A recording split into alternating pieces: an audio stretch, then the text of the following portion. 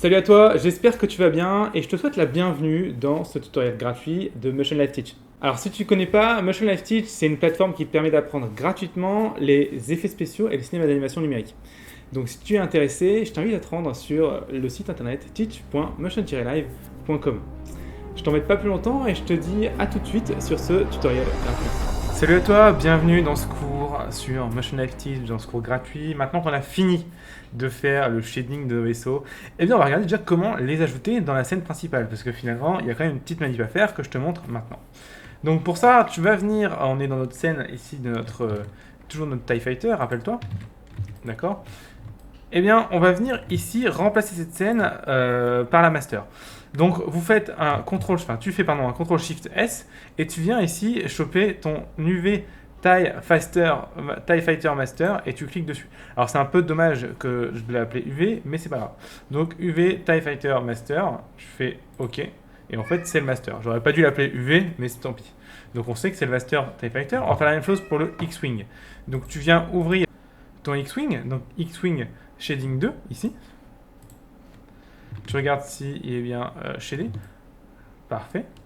Et je vais prendre ce X-Wing et venir de la même manière remplacer la scène. Fichier, Save As, Rig Master. Encore une fois, c'est pas tip top de l'avoir appelé Rig, c'est un peu débile de ma part, mais c'est pas grave. Save As Blender File. J'aurais juste dû l'appeler par exemple X-Wing Master. Une fois que ces deux scènes master sont sauvées, et ben on va simplement aller chercher dans File, Open, notre scène d'anime. Donc dans Layout ici, on avait fait un Layout numéro 6, on avait commencé à animer. Et en faisant ça ici, eh bien, on se rend compte que nos vaisseaux ont changé. Voyons un petit peu vers nous-mêmes. Si je fais un contrôle entrée, on voit que nos vaisseaux, ils sont bien rendus comme on le voulait. Ok. Si je vais chercher mon X-Wing, ça marche aussi. D'accord. Donc ça, c'est l'avantage de travailler avec des références parce que tu te retrouves avec des scènes qui s'updatent toutes seules. D'accord. Donc on va faire un CTRL SHIFT S et on va l'appeler Layout Set. Ceci étant fait, regardons un petit peu où est-ce qu'on en était dans notre anime. C'est vrai qu'on avait un deuxième vaisseau de l'Empire, finalement, on va pas le laisser. Enfin, est-ce que je t'encourage toi à l'animer, mais nous... Parfait. Alors, qu'est-ce qu'on va faire là? Et bien là, ça va être le lighting, d'accord? Il va falloir lighter notre scène. Donc ce qu'on va faire, c'est qu'on va venir rajouter une HDRI, d'accord? Donc une HDRI spatiale, on va mettre la même qu'on a utilisée pour... le shading pour qu'on soit cohérent. Donc ici, je vais faire un CTRL B, je viens bien scaler sur la scène, j'ai envie de dire sur la caméra, pour pas qu'il me rende ce qui est en dessous, à côté, ça ne sert à rien. Je vais virer mon Graph Editor, ça ne sert à rien, et dans mon Node Editor, je vais venir ici dans mon World, Use Node, ici, CTRL T, d'accord. Je rappelle, pour ceux qui n'auraient pas suivi le cours d'avant, pour que CTRL T fonctionne, il faut activer le Node Wrangler dans vos user préférences. Je ne reviens pas dessus, je l'ai déjà expliqué 3 fois dans les cours d'avant, donc si tu es intéressé, je t'invite à aller voir les cours d'avant. Ici, je vais venir ouvrir mon HDRI, qui sera bien sûr dans les fichiers disponibles avec ce cours, donc Footage, HDRI, et ici, je viens prendre... Ok, alors je vais m'arranger pour qu'elle éclaire un peu plus, parce que là, franchement, ça n'éclaire, mais alors pas beaucoup. On va la mettre à 1.5, et puis je vais aussi changer mes paramètres de rendu rapidement. Je vais passer ici en 100% et je vais surtout venir jouer les light pass. Diffuse à 0, glossy à 2, j'enlève la réfractive et la réflective caustique. Je mets ça à 5, tout simplement pour augmenter la vitesse de réponse du rendu. Hein. D'accord, c'est des paramètres qui ne vont pas être très visibles ici et qui vont nous permettre de gagner du temps. Je les expliquerai un peu plus en détail quand on fera le rendu. Rapidement, encore une fois, ces paramètres sont expliqués en détail, en profondeur dans la formation complète sur le site de Motion Live Teach. Donc si tu veux en savoir un peu plus là-dessus, je t'invite à aller jeter un œil si ça t'intéresse. Je reviens ici, donc l'HDRI est placé, je vais juste sortir de ma caméra pour voir un peu ce que ça donne. Alors je vais essayer de trouver mes vaisseaux quand même, parce que là je ne vois que mon astéroïde, ce qui est nul. Oui, ah bah. C'est en même temps. Alors je vais virer par contre le Only Render, voilà, qui m'embête un peu. Ok, parfait, ça me va. Donc ceci étant fait, on va venir lighter la scène. Donc on va rajouter en fait un soleil. Un soleil dans notre scène. Je ne sais pas ce que je fais. Hop, voilà.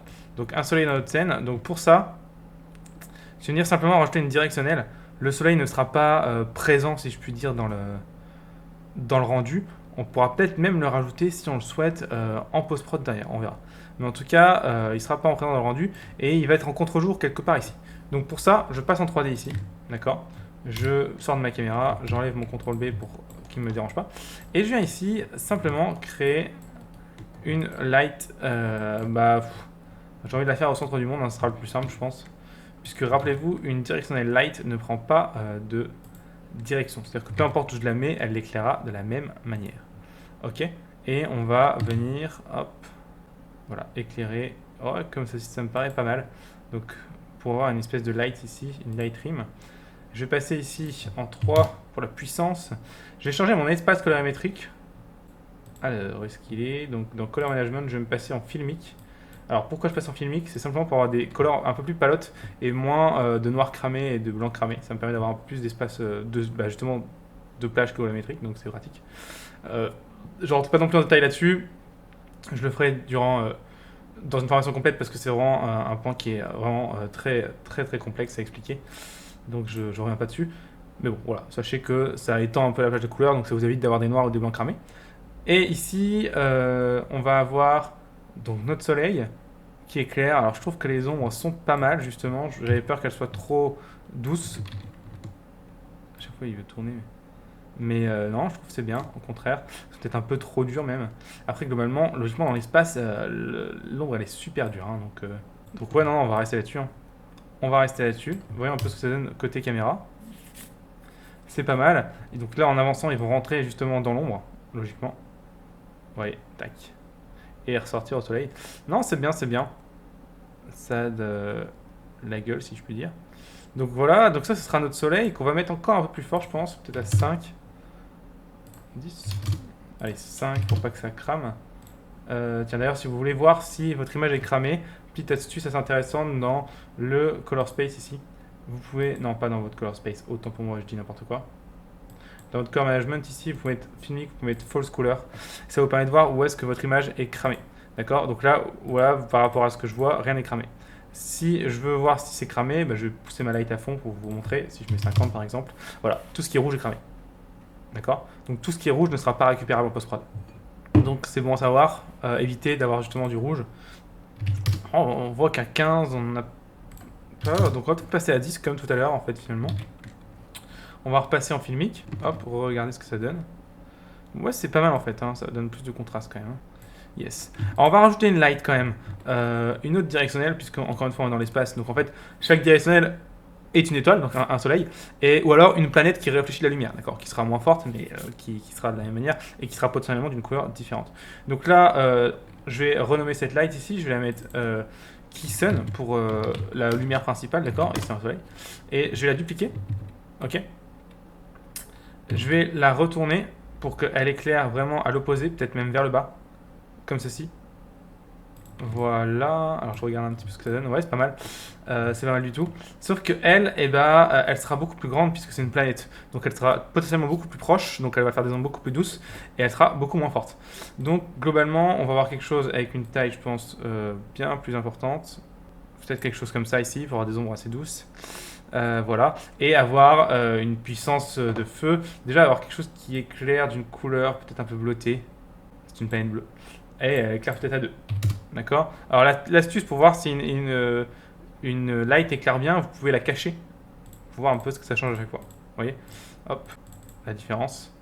Donc c'est pas mal. Bon, 2 c'est trop, en fait, je vais mettre peut-être 0,5. Parce qu'il faut quand même garder un minimum de contraste. Après, sachant qu'en post-prod, nous on pourra derrière encore plus contraster s'il faut. Mais c'est quand même mieux, ça nous permet de voir un peu plus de détails. Et donc elle, on va l'appeler une file, d'accord? Et c'est une planète. Allez. Et voilà un peu ce que ça donne. Alors ne vous fiez pas au fond, hein. Nous on rend à la fin avec un fond transparent, donc pas d'inquiétude là-dessus. On va venir ici simplement dans film. Pardon. Film, et ici transparente. Vous voyez que comme ça j'ai un fond transparent. Donc je vais l'enlever pour l'instant parce que ça me permet de mieux émerger d'avoir le fond, mais à la fin on le mettra. Donc voilà, hop, ce que ça donne. C'est pas trop mal, hein. On a quelque chose d'assez propre en éclairage. Voilà, regardons l'autre plan de cam, donc la cam 1, voir un peu ce que ça donne, où là le soleil est de face. Voilà, c'est pas mal du tout. Ok, perfect. Ok, super. Super, super, ça nous convient. Donc on va rester là-dessus pour notre éclairage. Donc on a maintenant l'éclairage de notre scène. Et bah nous c'est déjà la fin de ce cours. Donc on a réussi quand même à caler l'éclairage de notre scène dans le master avec les shaders. Donc ça c'est top. Il nous reste quoi à faire? On peut déjà vérifier si la troisième caméra est bonne. Mais je pense que logiquement il n'y a pas de souci. Donc il nous reste à checker les shaders simplement des astéroïdes, d'accord. De regarder comment aussi caler notre tempête d'astéroïdes, rappelez-vous, qu'on avait importé, d'accord. Alors ça c'est quoi? Je vois qu'on avait laissé des trucs, ah oui j'avais laissé des vaisseaux, alors tout ça ça peut dégager, ce n'est plus important, hop, et hop très bien. Donc je vois qu'on n'avait pas importé les astéroïdes, on va les importer dès maintenant, comme ça on aura notre ref, ok. Bon on l'avait peut-être désactivé, je vais vérifier quand même, data block, non, Blender file. Hop, j'ai bien Asset Asteroid Master. Non, je n'ai pas les rigs d'astéroïdes, donc c'est bon. Ok, donc voilà, donc ce qu'il nous reste à faire, le shading des astéroïdes, et après, une fois que le shading des astéroïdes est fait, faire justement l'import des astéroïdes en particulier. Rappelez-vous ce qu'on avait fait dans une scène à part pour qu'on ait partout. D'accord, on l'avait enlevé pour garder en performance, mais une fois que là, maintenant qu'on a fini d'animer, on peut se permettre de le faire. Alors je vois que par contre il me manque un petit truc, j'ai l'impression qu'il n'y a plus mes tirs de vaisseau. Est-ce que je me suis trompé de scène en travaillant? Est-ce que c'est possible? Si, ils sont là. Non, ils sont là. Donc je l'ai dit, mes tirs sont bien là. Donc on est bien sur la bonne scène. Ok, donc du coup moi je vous dis à la fois prochaine pour shader cet astéroïde. Allez, à bientôt, merci beaucoup, reste passionné et surtout éclate-toi à faire de la 3D. Bye bye. Bravo, félicitations d'être arrivé à la fin de ce cours gratuit. Alors si tu veux aller plus loin et en apprendre plus sur les métiers du cinéma d'animation et les effets spéciaux numériques, je t'invite à te rendre sur le site teach.motion-live.com. Sur ce site, tu le verras, tu vas pouvoir t'abonner. Mais alors, à quoi ça sert de s'abonner? Si tu t'abonnes, tu vas avoir deux avantages qui sont monstrueux. Le premier avantage, c'est que tu vas recevoir par mail une notification qui va te dire à chaque fois qu'il y a un nouveau cours gratuit qui sort. Comme tu l'as vu, chaque cours gratuit se suit, donc si tu en manques un, tu perds beaucoup d'informations et tu peux même avoir du mal à continuer à suivre les cours. Cet email qui va te notifier et te donner le lien de chaque nouvelle vidéo qui sort va te permettre de vraiment garder le fil et de continuer ton apprentissage semaine par semaine, jour par jour. Donc ça c'est vraiment top. Deuxième point hyper important, c'est que tu vas avoir le droit maintenant, si tu es abonné, de pouvoir télécharger tous les fichiers sources des cours gratuits. Je m'explique. Imaginons que tu fais un cours gratuit sur YouTube ou sur notre site teach.motion-live.com et tu te rends compte qu'il y a un problème dans ta scène. Tu n'arrives pas à faire la même chose que nous sur ton cours. Eh bien, tu n'as qu'à télécharger le fichier du cours et comparer avec ta scène pour voir ton erreur. C'est quand même génial et c'est totalement gratuit, donc ce serait vraiment bête de ne pas profiter de ce super avantage pour que tu puisses apprendre beaucoup plus vite. Donc rends-toi maintenant sur teach.motion-live.com et abonne-toi pour avoir ces deux super avantages. En attendant, je te dis à très bientôt dans un nouveau cours gratuit de Motion Live Teach. Merci encore d'être arrivé jusqu'au bout, encore bravo et à bientôt, merci. Salut.